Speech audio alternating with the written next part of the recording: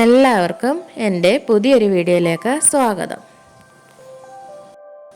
നമുക്കിന്ന് ചെറുപയർ വെച്ചൊരു പായസം എങ്ങനെയാണ് തയ്യാറാക്കുന്നതെന്ന് നോക്കാം. നമുക്ക് ഓണത്തിനൊക്കെ തയ്യാറാക്കാൻ പറ്റിയ നല്ലൊരു ചെറുപയർ പായസമാണ് ഞാനിപ്പോൾ ഇവിടെ ചെയ്ത് കാണിക്കാൻ പോകുന്നത്. നമുക്ക് വീഡിയോയിലേക്ക് പോകാം. എല്ലാവരും ഇതൊന്ന് ട്രൈ ചെയ്ത് നോക്കണം, സബ്സ്ക്രൈബ് ചെയ്യണം, സപ്പോർട്ട് ചെയ്യണം. ഞാനിവിടെ 2 ഗ്ലാസ്, ഈ ഗ്ലാസ്സിന് 2 ഗ്ലാസ് ചെറുപയറാണ് എടുത്തിരിക്കുന്നത്. നമുക്കിനി ഇത് വൃത്തിയായിട്ട് കഴുകി എടുക്കാം. ഞാനിവിടെ നല്ല വൃത്തിയായിട്ട് കഴുകി എടുത്തിട്ടുണ്ട്.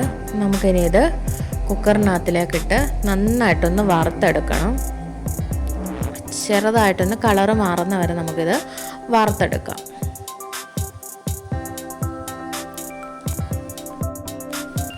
കണ്ടില്ലേ, ഇതുപോലെ നന്നായിട്ട് ഇതിൻ്റെ കളറ് മാറാൻ തുടങ്ങുന്ന വരെ നമുക്ക് വറുത്തെടുക്കാം. കളറ് മാറാൻ തുടങ്ങുമ്പോൾ നമുക്ക് ഇതിനകത്തിലേക്ക് വെള്ളം ഒഴിച്ച് ഒരു 3 വിസിലടിക്കുന്നത് വരെ നമുക്കൊന്ന് 3-4 വിസിലടിക്കുന്നത് വരെ നമുക്കൊന്ന് വേവിച്ചെടുക്കണം. നമുക്ക് പയറ് വേവാൻ വേണ്ടിയിട്ട് മാത്രമുള്ള വെള്ളം ഒഴിച്ചാൽ മതി. പയറിട്ടേക്കുന്ന നിരപ്പിൽ നിന്ന് ഒരു വിരലിൻ്റെ പൊക്കത്തിൽ ഞാൻ വെള്ളം ഒഴിച്ചിട്ടുണ്ട് ഇവിടെ. അതിനുശേഷം നമുക്ക് അടച്ച് വെച്ച് ഒരു 4 വിസിലടിച്ച് വേവിച്ചെടുക്കാം. ആ സമയം കൊണ്ട്, അത് വേവുന്ന സമയം കൊണ്ട് നമുക്ക് ശർക്കരപ്പാനി തയ്യാറാക്കി എടുക്കാൻ വേണ്ടിയിട്ട് 1/2 കിലോ ശർക്കര എടുത്തിട്ടുണ്ട്. അതിലേക്ക് ഒരു 1/2 ഗ്ലാസ് വെള്ളം കൂടെ ഒഴിച്ചിട്ട് നമുക്ക് നന്നായിട്ടൊന്ന് തിളപ്പിച്ചെടുക്കണം. നന്നായിട്ട് തിളപ്പിച്ച് ഉരുക്കിയെടുക്കാം. അത് ഉരുക്കുന്ന സമയം കൊണ്ട് നമുക്ക് പൊടിക്കാനുള്ളതൊക്കെ ഒന്ന് പൊടിച്ചെടുക്കണം. അതിന് വേണ്ടിയിട്ട് ഞാൻ ഇവിടെ ഒരു 10 ഏലക്കയും 1 ടീസ്പൂൺ ചെറിയ ജീരകവും എടുത്ത് മിക്സിയുടെ ജാറിലിട്ടിട്ടുണ്ട്. നമുക്കിനി ഇതിലേക്ക് പെട്ടെന്ന് പൊടിഞ്ഞ് കിട്ടാൻ വേണ്ടിയിട്ട് ഒരു 4 സ്പൂൺ പഞ്ചസാരയും കൂടെ ചേർത്ത് നന്നായിട്ട് പൊടിച്ചെടുത്തുകൊണ്ട് വരാം. നമുക്ക് ഇഷ്ടമാണെങ്കിൽ ഇതിനകത്തിലേക്ക് ചുക്കും കൂടി ചേർത്ത് നമുക്ക് പൊടിച്ചെടുക്കാം. അല്ലെങ്കിൽ ചുക്കുപൊടി ആയാലും ചേർത്താൽ മതി. ഞാനിവിടെ ഇല്ലാത്തത് കൊണ്ടാണ് ചേർക്കാഞ്ഞത്. കണ്ടില്ലേ, ആ സമയം കൊണ്ട് ഞാൻ ഇവിടെ പൊടിച്ചെടുത്തുകൊണ്ട് വന്നിട്ടുണ്ട്. ശർക്കര നല്ല പാനിയായിട്ടുണ്ട്. നമ്മൾ വേവാൻ വെച്ചിരുന്ന പയറും നന്നായിട്ട് വെന്ത് കിട്ടിയിട്ടുണ്ട്. നമുക്ക് തവി വെച്ചിത് നന്നായിട്ടൊന്ന് ഉടച്ചു കൊടുക്കണം.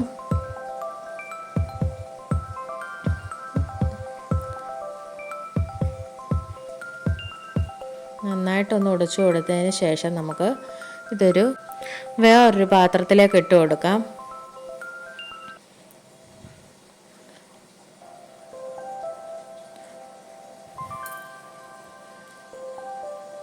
അതിനുശേഷം നമുക്ക് ഈ ശർക്കരപ്പാനി നന്നായിട്ടൊന്ന് അരിച്ച് അതിലേക്ക് ഒഴിച്ചു കൊടുക്കണം. എന്തെങ്കിലും കല്ലോ എന്തെങ്കിലും ഉണ്ടെങ്കിൽ അങ്ങ് പൊയ്ക്കോളും. അതിനുശേഷം നമുക്ക് നന്നായിട്ടൊന്ന് തിളപ്പിച്ചെടുക്കണം. നന്നായിട്ട് ഇത് ഇളക്കിക്കൊണ്ടിരിക്കണം. ഇളക്കി തിളപ്പിച്ച് ഒന്ന് കുറുകി വരുമ്പോൾ നമുക്ക് 1 ഗ്ലാസ് പാൽ ഒഴിച്ചു കൊടുക്കാം. ഒന്നുകിൽ നമുക്ക് പശുവും പാൽ 1 ഗ്ലാസ് ഒഴിച്ചു കൊടുക്കാം. അല്ലെന്നുണ്ടെങ്കിൽ നമുക്ക് തേങ്ങാപ്പാലിൻ്റെ 2ാം പാൽ ഒഴിച്ചു കൊടുക്കാം. ഞാനിവിടെ 1 ഗ്ലാസ് പശുവും പാൽ ഒഴിച്ചു കൊടുത്തിട്ടുണ്ട്. നന്നായിട്ടതൊന്ന് ഇളക്കി നന്നായിട്ടൊന്ന് കുറുകി വരുമ്പോൾ നമുക്ക് 1 ഗ്ലാസ് പാലും കൂടെ ഇതിനകത്തിലേക്ക് ചേർത്ത് കൊടുക്കണം. ഉണ്ടല്ലോ, ഇവിടെ ഇളക്കി നന്നായിട്ട് ഉടച്ചും കൊടുക്കണം. അതിനുശേഷം നമുക്ക് 1 ഗ്ലാസ് പാലും കൂടെ ഞാനിവിടെ ചേർത്ത് കൊടുത്തിട്ടുണ്ട്. ഇപ്പോൾ അത് കറക്റ്റ് ആയിട്ട് വന്നിട്ടുണ്ട്.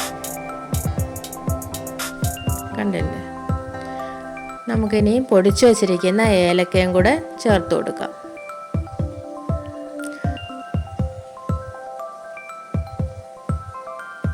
നന്നായിട്ടൊന്ന് ഇളക്കി കൊടുക്കണം. അതിനുശേഷം നമുക്ക് വേറൊരു പാത്രം എടുത്തിട്ട് അതിലേക്ക് നമുക്ക് നെയ്യ് ഒഴിച്ചു കൊടുക്കാം. ഒരു 3 സ്പൂൺ നെയ്യ് ഞാനിവിടെ ഒഴിച്ചിട്ടുണ്ട്. അതിനകത്തിലേക്ക് നമുക്ക് തേങ്ങ അരിഞ്ഞതും കാഷ്യൂനട്ടും നമ്മുടെ മുന്തിരി ഉണക്കമുന്തിരിയും കൂടി ചേർത്ത് നന്നായിട്ടൊന്ന് ഇളക്കി നന്നായിട്ടൊന്ന് വറുത്തെടുത്ത് നമുക്ക് പായസത്തിലേക്ക് ഒഴിച്ചു കൊടുക്കാവുന്നതാണ്.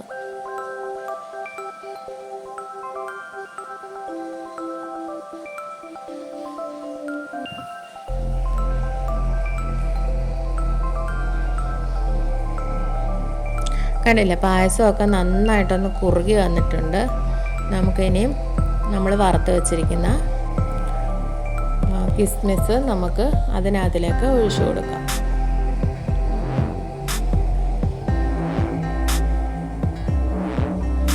കണ്ടില്ലേ, വളരെ പെട്ടെന്ന് തന്നെ തയ്യാറാക്കാൻ പറ്റിയൊരു പായസമാണ് ചെറുപയർ പായസം. നമുക്ക് ഓണത്തിനും വിഷുവിനും ഒക്കെ വെക്കാൻ പറ്റിയ നല്ലൊരു പായസമാണ് ചെറുപയർ പായസം. അടപ്രഥമൻ്റെ ടേസ്റ്റിൽ തന്നെ നമുക്ക് ഇങ്ങനെ ചെറുപയർ പായസവും തയ്യാറാക്കാം. എല്ലാവരും ഇതൊന്ന് ട്രൈ ചെയ്ത് നോക്കണം. ഇഷ്ടപ്പെടുവാണെങ്കിൽ സബ്സ്ക്രൈബ് ചെയ്യണം, സപ്പോർട്ട് ചെയ്യണം. Thank you.